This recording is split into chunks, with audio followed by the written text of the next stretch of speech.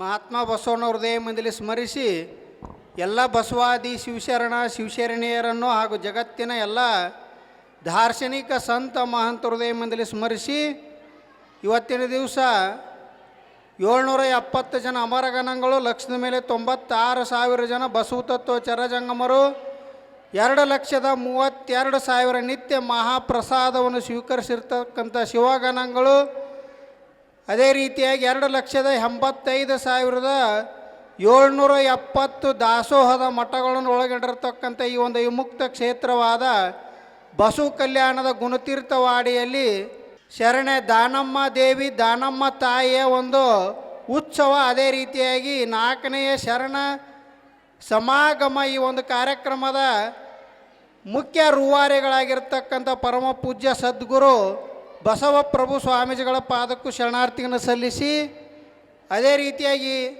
ಇಲ್ಲಿವರೆಗೆ ತಮ್ಮ ಆಶೀರ್ವಚನ ನೀಡಿರ್ತಕ್ಕಂಥ ಪ್ರಭು ಶ್ರೀ ತಾಯಿಯವರ ಪಾದಕ್ಕೂ ಶರಣಾರ್ಥಿಗಳನ್ನು ಸಲ್ಲಿಸಿ, ಅದೇ ರೀತಿಯಾಗಿ ಒಂದು ಕಾರ್ಯಕ್ರಮದಲ್ಲಿ ಉಪಸ್ಥಿತರಿರ್ತಕ್ಕಂಥ ಪೂಜ್ಯರಾಗಿರ್ತಕ್ಕಂಥ ಬಸವರಾಜ ಶರಣರ ಪಾದಕ್ಕೂ ಶರಣಾರ್ಥಿಗಳನ್ನು ಸಲ್ಲಿಸಿ, ತಮ್ಮೆಲ್ಲರಿಗೂ ಒಂದು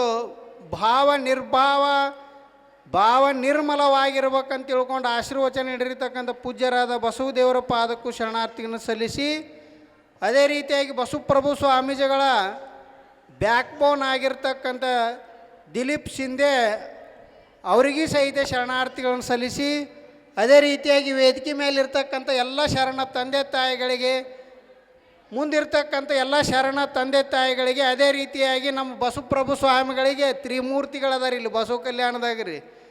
ಅಲ್ಲಿ ನಮ್ಮ ಲಕ್ಷ್ಮಣ್ ತಲಾಟೆ ಅವ್ರು ಕುಂತಿದ್ದಾರೆ, ನಮ್ಮ ಪಾಟೀಲ್ ಸರ್ ಕುಂತಿದ್ದಾರೆ.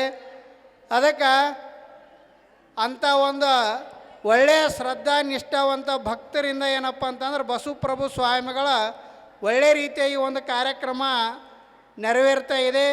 ಅದಕ್ಕೆ ಅವ್ರಿಗೆ ಸಹಿತ ಶರಣಾರ್ಥಿಗಳನ್ನು ಸಲ್ಲಿಸಿ, ಈಗಾಗಲೇ ನಿಮ್ಮ ತಾಳ್ಮೆಯನ್ನು ನಾವು ಪರೀಕ್ಷೆ ಮಾಡೋಂಗಿಲ್ಲ. ಯಾಕಂತಂದ್ರೆ ನೀವೆಲ್ಲ ಭಾಳ 2 ದಿನಗಳ ಕಾಲ ಭಾಳ ವಿಜೃಂಭಣೆಯಿಂದ ನೋಡ್ರಿ, ನಮ್ಮ ದಿಲೀಪ್ ಶಿಂದೆ ಅವ್ರು ಹೇಳಿದರು ಬಸವಣ್ಣವ್ರನ್ನ ಮತ್ತು ಬಸವ ಕಲ್ಯಾಣಕ್ಕೆ ಕರ್ಕೊಂಬಂದ್ರ ಅಂತ ತಿಳ್ಕೊಂಡು, ಮತ್ತು 12ನೇ ಶತಮಾನದಾಗ ಹೋಗಿರ್ತಕ್ಕಂಥ ದಾನಮ್ಮ ತಾಯಿಯವ್ರನ್ನೂ ಸಹಿತ ಏನಂತಂದ್ರೆ ನಮ್ಮ ಪರಮ ಪೂಜ್ಯರ ಕರೆದುಕೊಂಡು ಬಂದು ಮತ್ತು ದಾನಮ್ಮ ತಾಯಿಯ ಉತ್ಸವವನ್ನು ನೆರವೇರಿಸಿರ್ತಕ್ಕಂಥದ್ದು. ಅವರಿಗೆ ನಾವು ಎಷ್ಟು ಕೃತಜ್ಞತೆ ಹೇಳಿದರೂ ಕಡಿಮೆ ಆಗಿರ್ತಕ್ಕಂಥದ್ದಿದೆ. ಅದಕ್ಕಂತ ಪರಮ ಪೂಜ್ಯರು ನೋಡ್ರಿ ಎಲ್ಲ ಹೇಳಿದ್ರು, ಅವ್ರಿಗೆ ಸಾಹಿತಿಗಳಾದರೆ, ಗಾಯಕರಾದರೆ, ಇಡೀ ಬಸವ ತತ್ವವನ್ನು ತಮ್ಮ ತನು ಮನ ಧನದಲ್ಲಿ ಯಾವುದೇ ಒಂದು ಆಸೆ ಆಕಾಂಕ್ಷೆ ಇರಲಾರ್ದಂಗೆ ಏನಪ್ಪ ಅಂದ್ರೆ ಇಡೀ ಮಹಾರಾಷ್ಟ್ರ, ಕರ್ನಾಟಕ, ತೆಲಂಗಾಣ, ತಮಿಳುನಾಡು ಇಲ್ಲೆಲ್ಲ ಏನಂತಂದ್ರೆ ಬಸವ ತತ್ವವನ್ನು ಅವರು ಇಡೀ ಮನೆಗಳಿಗೆ ಏನಂತಂದ್ರೆ ಮುಟ್ಟಿಸ್ತಕ್ಕಂಥದ್ದಿದೆ. ಅದಕ್ಕಂತ ಪರಮ ಪೂಜ್ಯರ ಅವರ ಸಾಮಾನ್ಯರಾಗಿರ್ತಕ್ಕಂಥದ್ದಲ್ಲ. ಅದಕ್ಕೆ ಅವ್ರು ಹೇಳಕತ್ತಿದ್ರು, ಕೊನೆಗೆ ನಮ್ದು ಹಾಡಾರಿ ಬೆಟ್ಟದ ಮೇಲೆ ಒಂದಂತ ತಿಳ್ಕೊಂಡು ನಾವು ಹೊರಗೆ ಬಂದಿದ್ದೀವಿ, ತೆಗಣ್ಯಾಗದೀವಿ ಅಂತ ತಿಳ್ಕೊಂಡು ಅಂದ್ರೆ ಹಾಗೇನಿಲ್ಲ. ಏನಂತಂದ್ರೆ ಅವ್ರು ಎಲ್ಲರ್ಕಿನ್ನ ಏನಪ್ಪ ಅಂತಂದ್ರೆ ಯಾರ್ದು ಜಂಜಾಡ್ ಇರಲಾರ್ದಂಗೆ ಆನಂದದಿಂದ ಅದಾರ. ಊರಾಗಿದ್ರೆ ನೋಡ್ರಿ, ಊರಾಗ ಯಾವಾದ್ರ ಒಂದು ಮದುವೆ ನಡೀತಪ್ಪ ಅಂತಂದ್ರೆ ಅನುಭವ ಮಂಟಪ 2 ಕಿಲೋಮೀಟ್ರ್ ಐತ್ರಿ.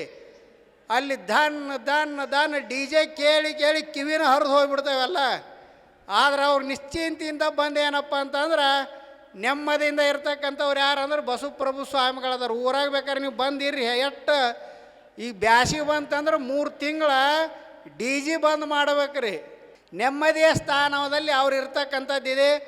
ಅದಕ್ಕೆ ಇಲ್ಲಿ ಎಲ್ಲರಿಗೆ ರತ್ನ ಪ್ರಶಸ್ತಿಗಳನ್ನು ಕೊಟ್ಟು ಎಲ್ಲರಿಗೆ ಒಂದು ಆನಂದವನ್ನು ಅವ್ರೇನು ಮಾಡ್ಯಾರ ಅಂದ್ರೆ ನಿರ್ಮಾಣ ಮಾಡಿರ್ತಕ್ಕಂಥದ್ದಿದೆ. ಅದಕ್ಕೆ ಅವ್ರು ಮನಸ್ಸು ಮಾಡಿದ್ರೆ ಏನೆಲ್ಲ ಮಾಡ್ತಕ್ಕಂಥ ಶಕ್ತಿ ಯಾರಿಗೆ ಐತಪ್ಪ ಅಂದ್ರೆ ಬಸವಪ್ರಭು ಸ್ವಾಮಿಗಳಿಗೆ ಐತ್ರಿ. ನಾವಿನ್ನ ಕುಂತಲ್ಲೇ ಕುಂದ್ರಾರದೀವಿ ನೋಡ್ರಿ. ಮಹಾರಾಷ್ಟ್ರದಲ್ಲಿ ಸಿದ್ದರಾಮೇಶ್ವರ ಪ್ರಭಾವ ಎಷ್ಟೈತಿ, ಅದೇ ರೀತಿಯಾಗಿ 2ನೇ ಪ್ರಭಾವ ಯಾರದೈತಪ್ಪ ಅಂತಂದ್ರೆ ಗುಡ್ಡಾಪುರದ ದಾನಮ್ಮ ತಾಯಿಯವರ ಪ್ರಭಾವ ಇರ್ತಕ್ಕಂಥದ್ದಿದೆ.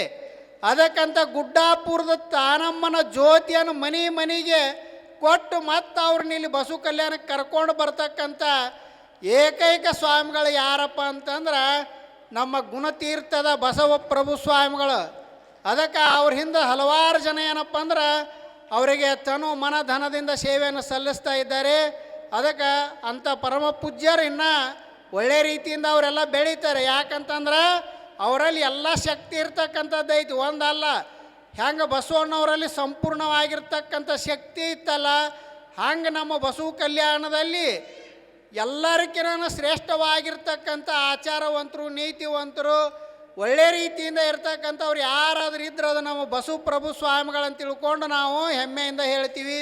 ಅದಕ್ಕಂತ ಪರಮ ಪೂಜ್ಯರ ನಿರುತ್ಸಾಹ ಹೊಂದದೆ ಏನಪ್ಪ ಅಂತಂದ್ರೆ ಯಾರು ಹೊರಗೆ ಬರ್ತಾರ್ರಿ ಅವ್ರು ಸ್ವತಂತ್ರವಾಗಿರ್ತಾರೆ, ಅವ್ರು ಮುಕ್ತಾತ್ಮರಾಕ್ಕಾರ. ಯಾರು ಅಲ್ಲೇ ಒಂದು ಕಂಪೌಂಡ್ ಒಳಗಡೆ ಆ ನಾಯಿ ಬೆಕ್ಕಿನಂಗೆ ಓಡಾಡ್ತಾವೆ, ಅಲ್ಲೇ ಬಿದ್ದು ಅಲ್ಲೇ ಹೋಗ್ತಾವೆಲ್ಲ. ಅದಕ್ಕಾಗಿ ಏನಪ್ಪ ಅಂತಂದ್ರೆ ಶರಣರು ಯಾವಾಗಲೂ ಸ್ವತಂತ್ರ ಧೀರರ ಇದ್ದರು. ಅವ್ರು ಯಾರಿಗೆ ಏನಪ್ಪ ಅಂತಂದ್ರೆ ಅವಲಂಬನೆ ಇದ್ದಿಲ್ಲ ಶರಣರೇ. ರಾಜನ ಧಿಕ್ಕರಿಸಿ ಬಂದಿರ್ತಕ್ಕಂಥವ್ರು ಅದಾರ. ಈ ಸಾಮಾನ್ಯ ಹುಲು ಮಾನವರೇನು ಹೇಳ್ರಿ, ಏನಿಲ್ಲ ಅವ್ರ ಮುಂದೆ. ಯಾಕಂತಂದ್ರೆ ಆಟ ಶಕ್ತಿ ಯಾವಾಗ ಬರ್ತಪ್ಪ ಅಂತಂದ್ರೆ ಲಿಂಗ ಪೂಜೆ ಮಾಡೋದ್ರಿಂದ, ಶರಣರ ವಚನಗಳನ್ನು ಓದೋದ್ರ ಮೂಲಕ ಏನಂತಂದ್ರೆ ಎಲ್ಲ ಶಕ್ತಿ ಬರುತ್ತೀರಿ. ಅದಕ್ಕೆ ಎಲ್ಲರೂ ನೀವು ಇಲ್ಲಿ ನೋಡ್ರಿ ಎಷ್ಟು ಜನ ಬಂದಿರಿ. ನಿಮ್ಮ ಮಕ್ಕಳಿಗೆಲ್ಲರಿಗೆ ಲಿಂಗ ದೀಕ್ಷೆ ಕೊಡಿಸ್ರಿ, ಅವ್ರಿಗೆ ಮೊಬೈಲ್ ಕೊಡಿಸ್ಬೇಡ್ರಿ. ಯಾಕಂದ್ರೆ ಮೊಬೈಲ್ ಕೊಡಿಸಿದ್ರಿ ಅವ್ರ ತಲೆನೂ ಹಾಳಾಗತ್ತೆ, ಜೀವನನೂ ಹಾಳು ಮಾಡಿದಂಗೆ. ನೀವು ಲಿಂಗ ಕೊಟ್ರಿ ಅವ್ರ ಜೀವನೂ ಪವಿತ್ರ ಆಗಿರ್ತಾರೆ, ನಿಮ್ಮನ್ನು ನಾವು ಸೇವಾ ಮಾಡ್ತಾರೆ ನೋಡ್ರಿ. ಇದ ಲಾಸ್ಟ್ ವಾಣಿ ಈಗಿನ. ಅದಕ್ಕೆ ಇವೆರಡು ನುಡಿಗಳನ್ನು ನೀವು ನಿಮ್ಮ ಜೀವನದಲ್ಲಿ ಪಾಲಿಸ್ರಿ ಅಂತ ತಿಳ್ಕೊಂಡು ಹೇಳ್ತಾ ಈ ಒಂದು ಕಾರ್ಯಕ್ರಮದಲ್ಲಿ ಅವಕಾಶ ಮಾಡಿಕೊಟ್ಟಿರ್ತಕ್ಕಂಥ ಪೂಜ್ಯರಿಗೂ ಇಲ್ಲಿವರೆಗೂ ತಾವೆಲ್ಲ ಶ್ರದ್ಧೆಯಿಂದ ಕೇಳಿರ್ತಕ್ಕಂಥ ತಮಗೂ ಸಹಿತ ಶರಣಾರ್ಥಿಗಳನ್ನು ಸಲ್ಲಿಸಿ 2 ನುಡಿಗಳನ್ನು ಶರಣರ ಪಾದಕ್ಕೆ ಅರ್ಪಿಸ್ತಾ ಇದ್ದೇವೆ. ಎಲ್ಲರಿಗೂ ಶರಣು ಶರಣಾರ್ಥಿಗಳು. ಓಂ ಶ್ರೀ ಗುರು ಬಸವಲಿಂಗಾಯ ನಮಃ.